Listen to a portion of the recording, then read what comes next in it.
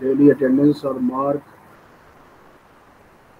Students those are not present, please inform them they should attend the lecture properly, regularly.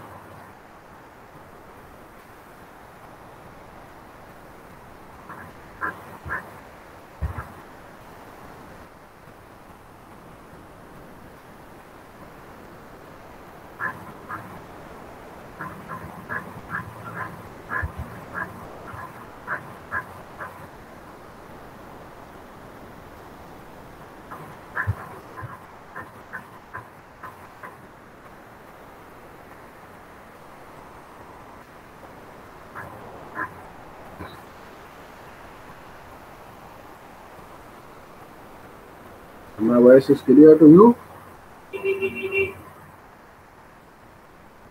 In previous two lectures on unit number 3, we have seen the different coplanar forces, coplanar force system, and coplanar non-concurrent force system.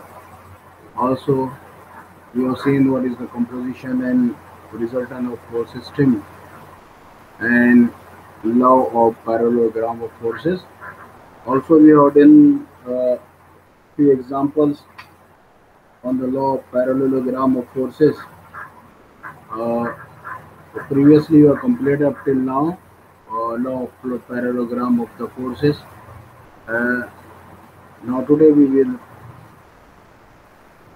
based on this law of parallelogram of forces, we will see uh, the triangle law of forces.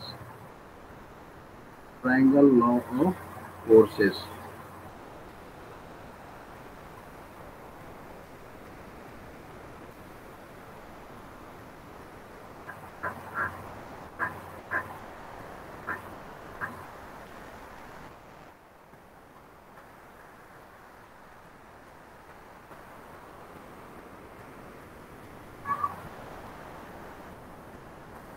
So we have just in previous class seen the parallelogram of law that we have to draw the parallel lines with the two sides of parallelogram and complete the parallelogram, and the diagonal of the parallelogram is nothing but the resultant, and then also how to find the angle alpha that is making with the resultant, and such that we have completed the law of parallelogram of the forces. The video lecture is also available on the internet. You can watch if you are not understand. If still you are not understand, you can meet me physically or you can uh, send me message if there is doubt. Or during the lecture you can ask if you have any problem. So today in lecture number 9 we will see the triangle law of forces, and another one is the polygon of law of polygon of forces. These two forces generally we are uh, completing or doing with the graphical methods, and use of graphical method is there. So you will sit with the pen and paper and pencil and scale uh, for the today's lecture. So what is the triangle law of forces? So triangle law is derived from the law of parallelogram of the forces. This law can be stated that uh, if if two forces if two forces are represented by their three vectors placed one after the another, then their resultant is represented by the vector directed from tail of the first vector to tip of the second vector, that is closing side of your triangle. यानी अगर हम दो forces लेते हैं, दो forces हम लेते हैं और दो फोर्सेस को हम ड्रॉ करते हैं, और जैसे कि यहाँ पर P और Q दो फोर्सेस है।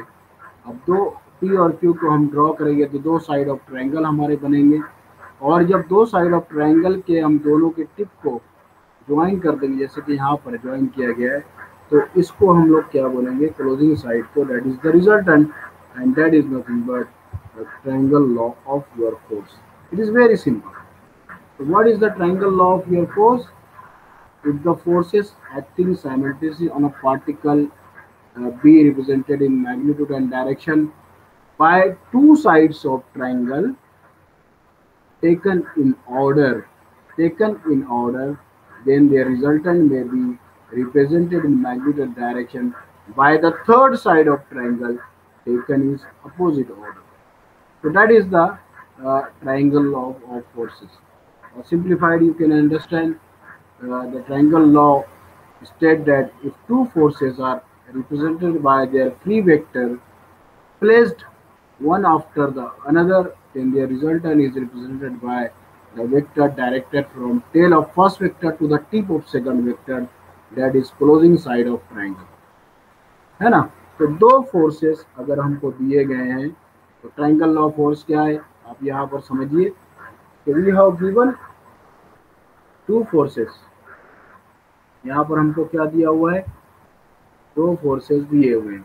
कौन कौन से दो फोर्सेस है आप देखिए. एक तो पहला फोर्स है हमारा बॉडी पे, ये एक पॉइंट है और वो पॉइंट को हम लोग बोलते हैं point O. This point is denoted by O. तो ये पॉइंट को क्या बोलते हैं हम लोग, पॉइंट ओ. तो ट्रायंगल लॉ ऑफ फोर्स क्या है कि एक पॉइंट पर यानी कंकरेंट फोर्स सिस्टम में दो फोर्सेस एक्ट अगर कर रहे हैं, दो फोर्स, एक फोर्स Q है, एक फोर्स आपका P है. ओके, ये समझ में आया आपको. दो फोर्सेस हैं और दोनों क्या बना रहे हैं, एंगल थीटा बना रहे हैं, है ना. और ये डायग्राम कौन सी डायग्राम है अभी हमारी, ये डायग्राम हमारी मैं जो बना रहा हूँ ये एक्चुअल डायग्राम है. अब इसके अगर स्पेस में मैं नेमिंग दे दूं तो वो डायग्राम क्या हो जाएगी, स्पेस डायग्राम हो जाएगी, जैसे कि बोज नोटेशन में हम लोग करते हैं. तो अभी ये डायग्राम में अगर मैं यहाँ पर नाम दे दूं ए, स्पेस में नाम दे दूं ए, ये दोनों फोर्स के बीच के स्पेस में मैं नाम दे दूं बी, फिर ये बी और ये फोर्स जो क्यू है उसके दोनों साइड स्पेस में मैं नाम दे दूं, एक साइड बी दिया हुआ है दूसरी तरफ सी दिया हुआ है. तो इस तरह अगर मैं स्पेस में नाम दे दूं तो ये डायग्राम हमारी कौन सी हो जाती है, स्पेस डायग्राम. कौन सी डायग्राम हो जाती है हमारी, स्पेस डायग्राम. ओके. अब ट्रायंगल लॉ ऑफ फोर्स क्या है कि अगर हम लोग दो साइड ऑफ ट्रायंगल, दो फोर्सेस को दो साइड ऑफ ट्रायंगल अगर हम लोग कंसीडर करते हैं तो तीसरा जो साइड है वो क्या हो जाएगा, दैट इज द रिजल्टेंट. तो यहाँ पर हम लोग कैसे बनाएंगे इसको, देखो ग्राफिकल मेथड से. अब P के पैरेलल मैं एक लाइन बनाऊंगा, मैग्नीट्यूड और डायरेक्शन सेम रहेगा. तो P के पैरेलल मैं एक लाइन बनाया, तो ये लाइन स्पेस में मैंने नाम दिया ए बी. तो ये फोर्स को रिप्रेजेंट करेंगे वेक्टर डायग्राम में. तो क्या करेंगे, ए और बी, ये जितना भी आपको फोर्स है उसको लेंथ को हम लोग ए और बी. तो वेक्टर डायग्राम मैग्नीट्यूड और डायरेक्शन दोनों शो करता है. तो यहाँ पर मैं शो कर रहा हूँ मैग्नीट्यूड और डायरेक्शन. यहाँ पर क्या शो कर रहा हूँ मैं, मैग्नीट्यूड और डायरेक्शन. और उससे मैं क्या बना रहा हूँ, वेक्टर डायग्राम बना रहा हूँ, है ना. तो यहाँ पर ए टू बी ये जो मैग्नीट्यूड है, जो फोर्स आपका P है वो हम यहाँ पर डिनोट करेंगे और ये फोर्स आपका क्या हो गया, फोर्स P. इसी तरह वो this force Q is in between space of B to C, है ना. तो इसका ये क्या है, हॉरिजॉन्टल है. तो इसके पैरेलल लाइन हम B से इसके कंटिन्यूएशन में हम बनाएंगे सीधा, इसको क्या बोलेंगे, फोर्स Q बोलेंगे. और ये किसके बीच में, B टू C. तो यहाँ से B से ये डिस्टेंस हो गया. ये समझ में आ गया आपको. अब मैं क्या करूँगा कि स्टार्टिंग पॉइंट जहाँ ए से मैंने स्टार्ट किया और एंड कहाँ किया, क्यू फोर्स का या सी पर, अगर ये दोनों को मैं ज्वाइन कर देता हूँ एक लाइन से, तो ये क्या रिप्रेजेंट करता है मुझको, रिजल्टेंट फोर्स आर रिप्रेजेंट करता है। तो this is the law of triangle law of forces. तो ये क्या हो गया, आर जो है ये क्या हो गया, that is nothing but resultant. क्या हो गया, रिजल्टेंट हो गया। और इसको हम क्या बोलते हैं, कौन सा डायग्राम बोलते हैं, this diagram, diagram B is called as vector diagram. कौन सी डायग्राम बोलते हैं हम इसको, वेक्टर डायग्राम। जिसमें हम लोग ये रिप्रेजेंट करते हैं फोर्सेस को मैग्नीट्यूड और डायरेक्शन में, है ना। अब यहाँ पर देखिए कि अब मुझको फिगर में ये जो फिगर है वेक्टर डायग्राम में आर मुझको मालूम हो गया। अब आर को मैं रिप्रेजेंट करूंगा यहाँ पर स्पेस डायग्राम में, तो ये किस तरह आएगा, ये डॉटेड लाइन में अगर बनाता हूँ तो ये मेरा आर है। I will change the colour so that it will be easily understand to you. तो मैं कलर यहाँ चेंज करता हूँ रिजल्टेंट बनाने के लिए। तो resultant will making the angle alpha with the horizontal, then this is nothing but represent the force R, which is the resultant of force P and Q। यानी बॉडी के ऊपर अगर हम दो फोर्स को हटाकर एक फोर्स लगाना चाहें तो ये एंगल क्या बनाएगा, अल्फा बनाएगा, और इसका रिजल्टेंट और डायरेक्शन क्या हो जाएगा, ये आर वाला डायरेक्शन हो जाएगा। ये रिजल्टेंट वाला डायरेक्शन जो कि ट्रायंगल लॉ ऑफ फोर्सेस की मदद से हम लोगों ने बनाया। तो ये क्या है, ये ट्रायंगल लॉ ऑफ फोर्स है। यानी कि दो फोर्स, फोर्स कौन कौन से है, फोर्स पी, ये क्यू एक फोर्स है और पी एक फोर्स है। ये दोनों फोर्स को हम अगर एक फोर्स में कन्वर्ट करें तो उसको क्या बोलते हैं हम लोग, रिजल्टेंट आर बोलते हैं। तो दोनों फोर्स को अगर कन्वर्ट करेंगे एक फोर्स में तो इस तरह हम कन्वर्ट कर सकते हैं, है ना। और इसका प्रोसीजर क्या है, वन बाय वन हम प्रोसीजर देखेंगे। हम लोगों ने फिगर में बनाकर भी देखा। Again I will explain to you, और फिर वापस से आपको अच्छी तरीके से समझ में आ जाएगा, है ना। तो पहले तो ट्रायंगल लॉ ऑफ फोर्स क्या है ये आप समझिए कि ट्रायंगल लॉ ऑफ फोर्स क्या है, कि दो फोर्स सिस्टम अगर है और उसका रिजल्टेंट अगर हमको मालूम करना है तो पहले हम लोग पहला फोर्स बनाएंगे, ओके। उसके बाद दूसरा फोर्स हम बनाएंगे ग्राफिकल मेथड से, बॉस नोटेशन से। उसका जो मैग्नीट्यूड और वेक्टर है वो एज इट इज हम लेंगे, एज इट इज हम लेंगे। और उसके बाद दोनों फोर्स बनाने के बाद दोनों के टिप से हम एक डॉटेड लाइन बनाएंगे। वो क्या रिप्रेजेंट करेगा, वो रिप्रेजेंट करेगा आपका रिजल्टेंट। तो ये है triangle law of forces. Triangle of forces क्या है कि दो फोर्स को अगर हम एक फोर्स पे रिप्रेजेंट करना चाहते हैं या कन्वर्ट करना चाहते हैं तो पहले हम लोग उसको गॉस नोटेशन से स्पेस डायग्राम में, स्पेस में नाम देंगे ए बी सी, और फिर उसके हिसाब से मैग्नीट्यूड और डायरेक्शन के हिसाब से हम लोग line parallel to force P पहले बनाएंगे, फिर पैरेलल टू फोर्स क्यू हम बनाएंगे। जो भी मैग्नीट्यूड और डायरेक्शन है वही डायरेक्शन और मैग्नीट्यूड को हम मेंटेन रखेंगे, उसके पैरेलल लाइन बनाएंगे। और पहला जो फोर्स है उसके टिप से दूसरा फोर्स स्टार्ट होगा, और दोनों फोर्स के start of the first force and end of the second force अगर हम ज्वाइन करते हैं तो एक हमको थर्ड साइड ऑफ ट्रायंगल मिलेगा। वो थर्ड साइड ऑफ ट्रायंगल क्या रहेगा, रिजल्टेंट रहेगा। That is the triangle law of force.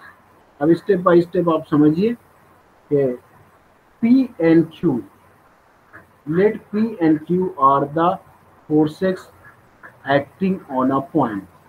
तो यहाँ पर आप देखिए फिगर में दिखा रहा है कि ये पॉइंट O है, पॉइंट O पर दो फोर्स एक्ट हो रहे हैं।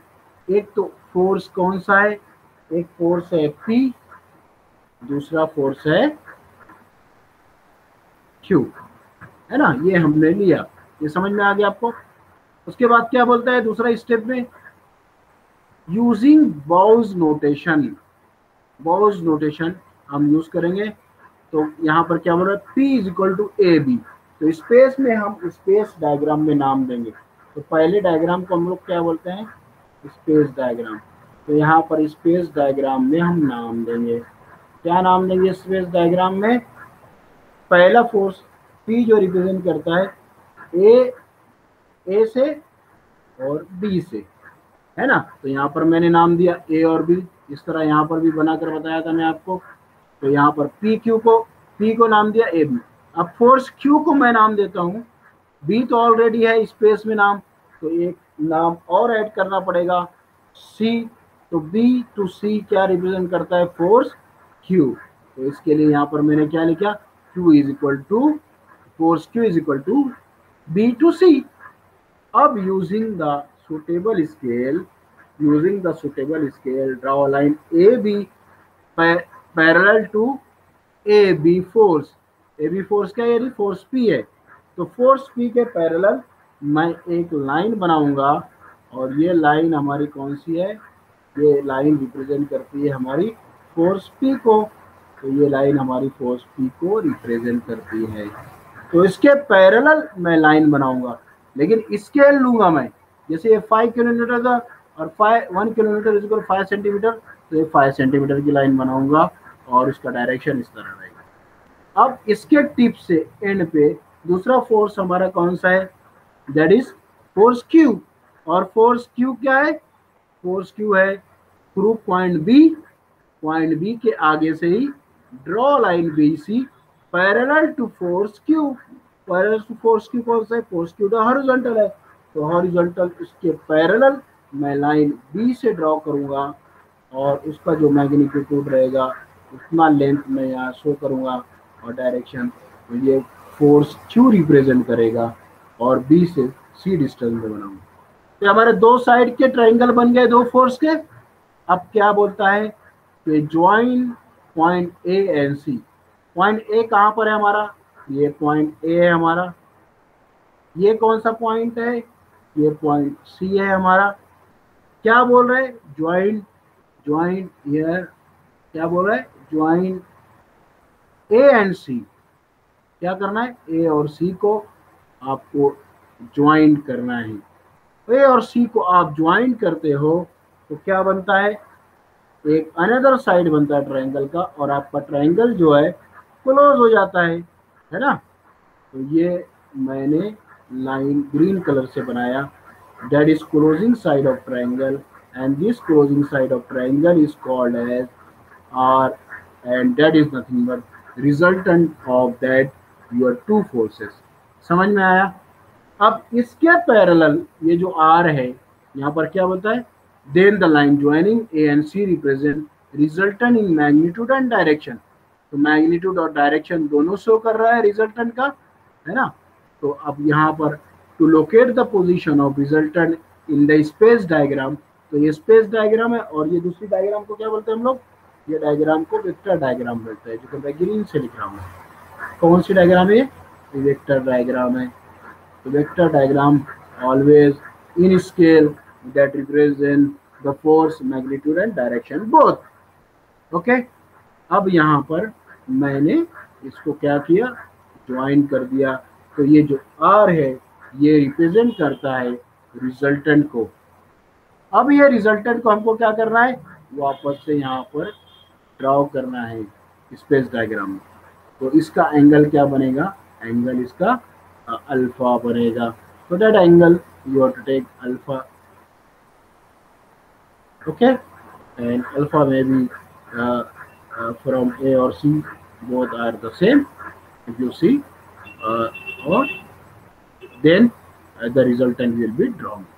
तो अब यहाँ पर रिजल्टेंट हम इसको क्या करेंगे, जो हमारा थर्ड साइड है उसके पैरेलल लाइन पॉइंट O से हम बनाएंगे, उसके parallel line, and that parallel line shows the resultant magnitude and represent the resultant in the direction in the space diagram, and this will make the angle alpha with the horizontal. So that is the what the triangle law of forces. तो समझ में आया आपको triangle of forces क्या है कि दो force system अगर आपका है तो तीसरा जो साइड है उससे ट्रायंगल हम बनाएंगे वेक्टर डायग्राम में, और जो क्लोजिंग साइड है वो क्लोजिंग साइड आपको जो है क्लोजिंग साइड इस रिप्रेजेंट द रिजल्टेंट आर, इस रिप्रेजेंट द रिजल्टेंट आर, और फिर उसके parallel line diagram space diagram में हम बनाएंगे तो that is the resultant are and that can be represented by graphical. So this is nothing but you can say the triangle law of forces or graphical method also. So by graphically you can find out the resultant using the triangle law of forces. Okay, so this is the triangle law of forces. Once again I will repeat the uh, statement. Triangle of forces. This law can be stated as if two forces are represented by their force vectors placed one after the another, then the resultant is represented by the vector directed from tail of the first vector to the tip of the second vector closing side of the triangle. So that is the resultant is the nothing but the closing side of the triangle. ये हम लोग ने draw करके देख लिया, आपको मेरे ख्याल से समझ में आ गया, सबको समझ में आया ये triangle of law of forces.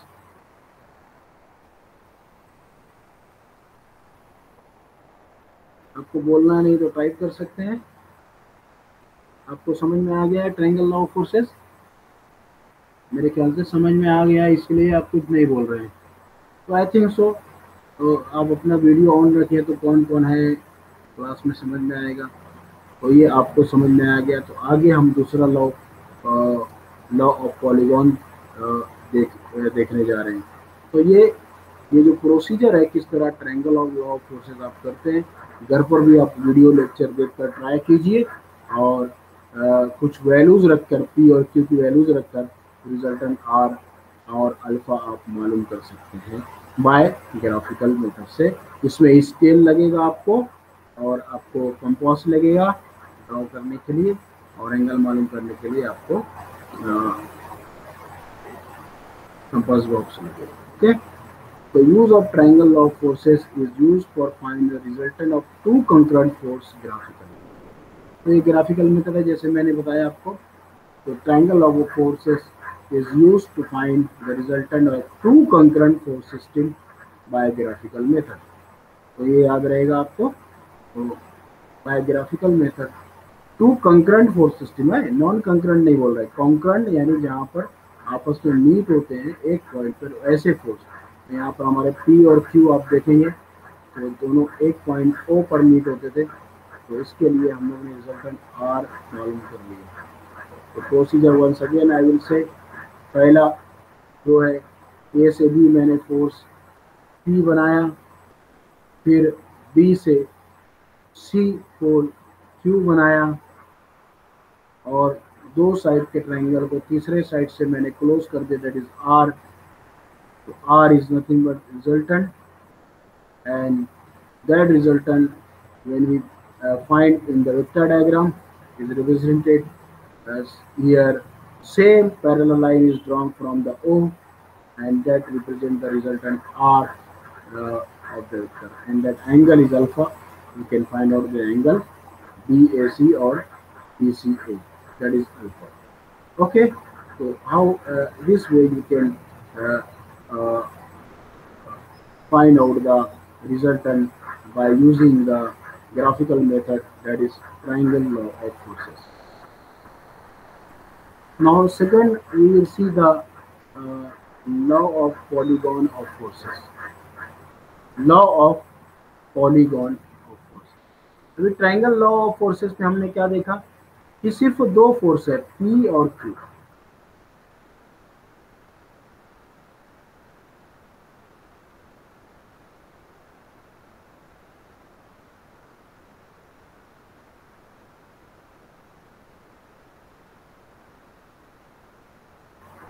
F1, F2, F3, F4, F5, F6. Many forces are there. Many forces are there.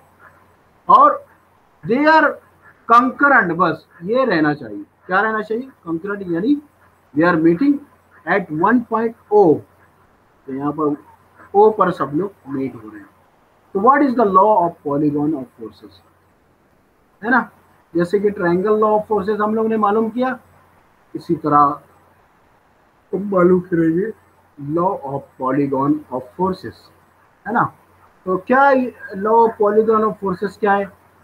This stage that if number of coplanar concurrent forces, coplanar यानी एक पॉइंट पर एक प्लेन में, concurrent यानी एक point पर मिलने वाले forces acting simultaneously on a body, एक बॉडी पर एक साथ एक्ट कर रहे हैं, we represented in magnitude and direction by sides of polygon in the same order, in the same order.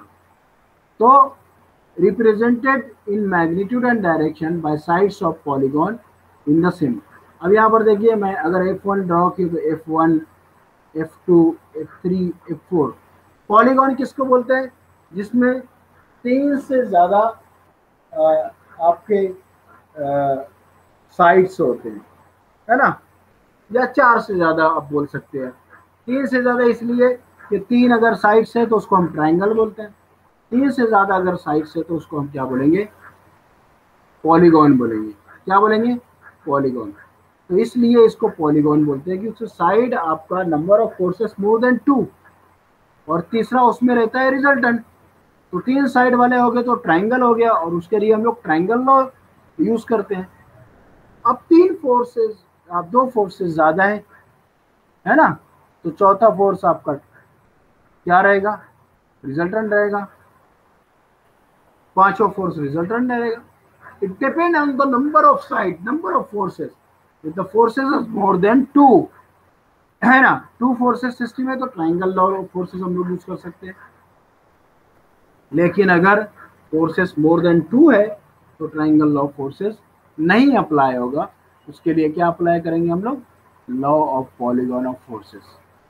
तो if the number of coplanar concurrent forces acting, number of यानी more then 2 forces, 2 से ज्यादा force अगर आपके एक point पर एक plane में एक्ट कर रहे हैं तो क्या बोल रहा है? एक साथ एक्ट कर रहे हैं. उसको रिप्रेजेंट करेंगे हम मैग्नीट्यूड एंड डायरेक्शन में by sides of polygon taken in same order. तो उसको रिप्रेजेंट करें हम मैग्नीट्यूड और डायरेक्शन से sides of polygon in the same order. जैसे कि हम, मैं यहाँ पर अगर F1 पहले लिया तो आई विल ड्रॉ F1. ये आपका स्पेस डायग्राम है. तो स्पेस डायग्राम आपको मालूम है कि स्पेस डायग्राम में जनरली हम लोग रिप्रेजेंट करते हैं फोर्स और with the capital alphabet ABCD, जैसे कि आपको यहाँ पर दिख रहा है ABCD. एक्चुअल में ये फोर्स सिस्टम कैसा था?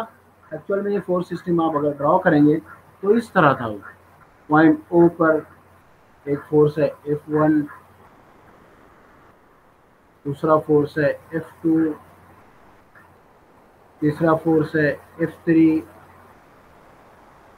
चौथा फोर्स है F4, और सबका कुछ ना कुछ एंगल है. हर एक का अपना अपना एंगल है. अब इसके स्पेस में अगर मैं नाम देता हूं तो वो स्पेस डायग्राम हो जाती है. पहले मैं A दिया स्पेस में, फिर F1 और F2 के बीच में जो स्पेस है उसको B नाम दिया, F2 F3 के बीच में जो स्पेस उसको C नाम दिया, और F3 और F4 के स्पेस में जो स्पेस है उसको D नाम दिया, और इस तरह F4 और F1 के बीच में जो स्पेस है यानी ये, उसको E नाम दे दिया. तो इस तरह आपका स्पेस डायग्राम बनता है. अब सेम ऑर्डर में हम अगर पॉलीगॉन बनाते हैं, जैसे कि यहाँ पर F1, ये F1 है आपका A to B. तो यहाँ पर मैं इसके पैरेलल अगर मैं लाइन बनाता हूँ, that line from A to B this represent the force F1 F1 show करता है। ए टू बी मैंने ड्रॉ किया, किसके पैरेलल बनाया मैंने, force F1। Force F2 vertical है। अब यहाँ से बी से हम क्या करेंगे, फोर्स F2 बनाएंगे। सिमिलरली द बोल्स नोटेशन हम लोग यूज करते हैं, है ना। इसको मैग्नीट्यूड स्केल में बनाना है, स्केल में बनाएंगे जब भी फिगर सही आएगी और रिजल्टेंट सही आएगा। यहाँ पर मैं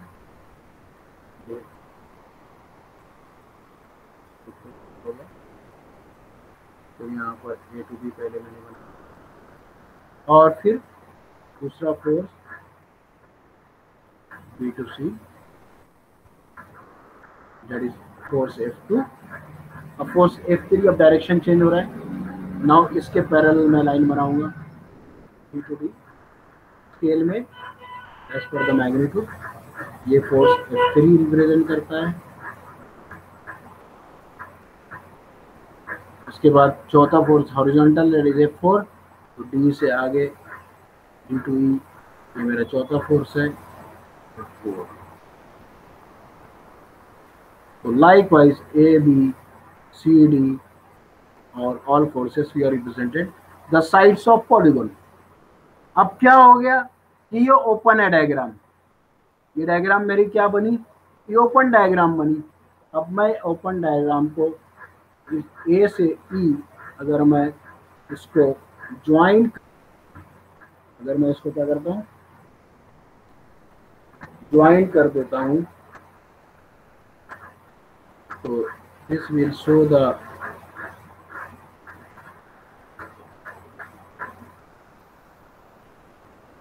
resultant, this will show the resultant R, that is the closing side of the polygon, that is the closing side of polygon is said to be resultant।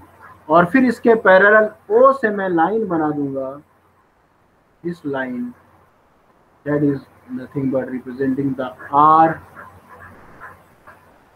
that is the nothing but the resultant, and that will make the angle theta with the horizontal, and that is the resultant, and theta you can find out by graphically method with the number of forces acting on a body at a point, at one point, then only you can solve this example by the law of polygon। So this is nothing but the law of polygon of forces. This is nothing but the law of polygon of forces. If number of coplanar concurrent force acting simultaneously on a body be represented in magnitude and direction by sides of polygon taken in same order, then their resultant may be represented in magnitude and direction by closing side of the polygon taken in opposite order। तो समझ में आ गया। तो यहाँ पर आप देखेंगे कि F1 के पैरेलल मैंने ए टू बी बनाया, फिर O से F2 के पैरेलल बी टू सी मैंने बनाया, बी टू सी। उसके बाद F3 जो है उसके पैरेलल मैंने सी टू डी लाइन बनाई। फिर उसके बाद F4 जो है उसके पैरेलल हॉरिजॉन्टल लाइन, उसके पैरेलल डी टू ई मैंने लाइन बनाई। अब ये मेरा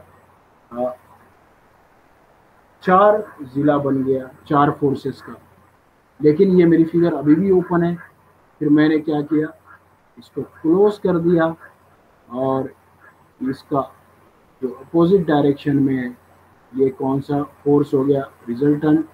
तो resultant will represent by drawing a parallel line from this A to E, and this will shows as the resultant R of।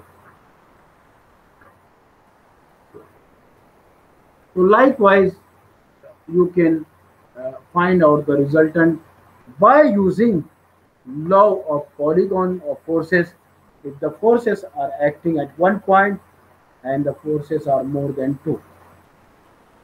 तो क्या है law of polygon of forces, ये आपको समझ में आ गया कि नंबर ऑफ फोर्स सिस्टम अगर है ना, जैसे कि यहाँ पर कितने फोर्स हैं, 4 फोर्स हैं, तो मैं अगर स्पेस डायग्राम पहले बनाता हूँ तो मैंने पहले लूँगा पॉइंट ओ, पहला फोर्स है मेरा F1, दूसरा फोर्स है मेरा F2, they are meeting at one point ना, तीसरा फोर्स है मेरा F3 एंड चौथा फोर्स है मेरा F4। तो ये फोर्स सिस्टम एक्चुअली में दिया है। अब इसका स्पेस डायग्राम हमको बनाना है। तो स्पेस डायग्राम कैसे बनाते हैं हम लोग? स्पेस डायग्राम किस तरह बनाते हैं हम लोग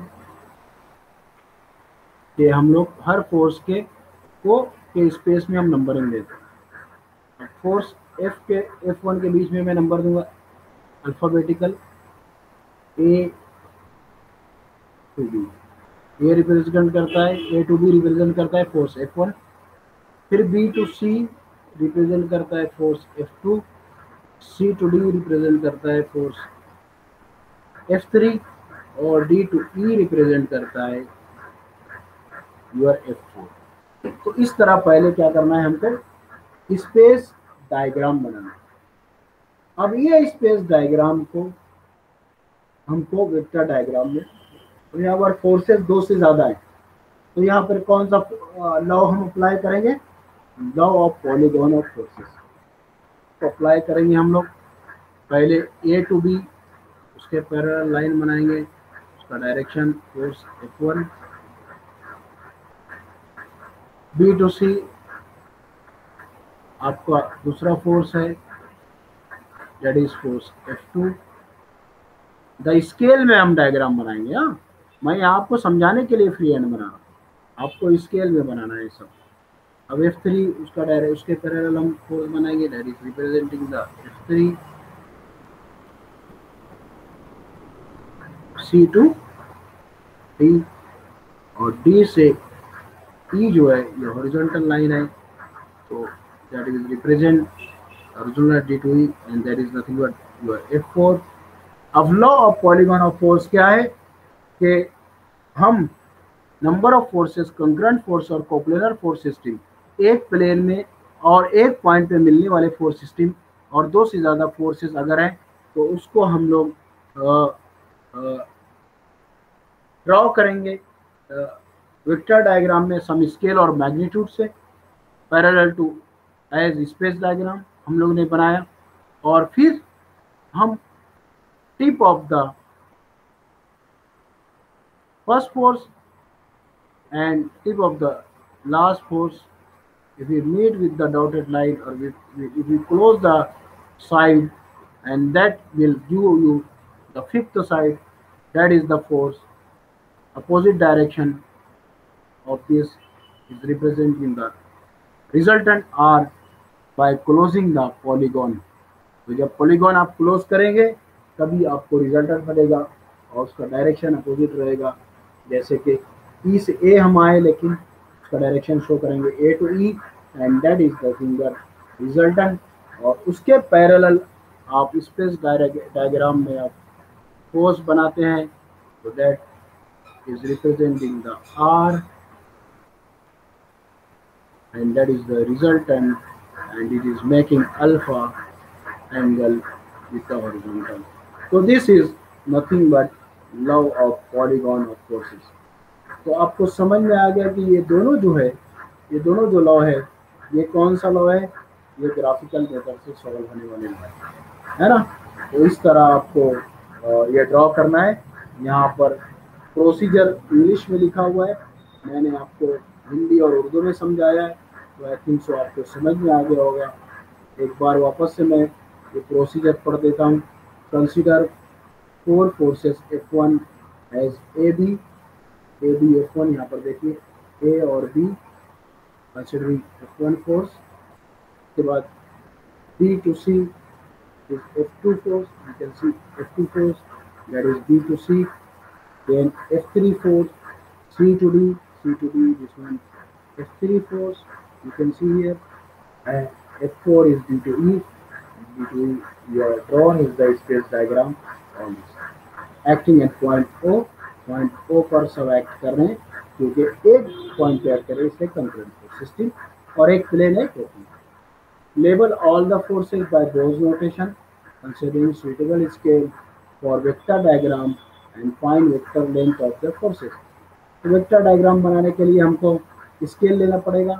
1 kilometre is equal to 1 centimetre अगर आप लेते हैं, तो जो भी आपका मैग्नीट्यूड है उसके हिसाब से आप फिर ड्रॉ करते हैं वेक्टर ए बी।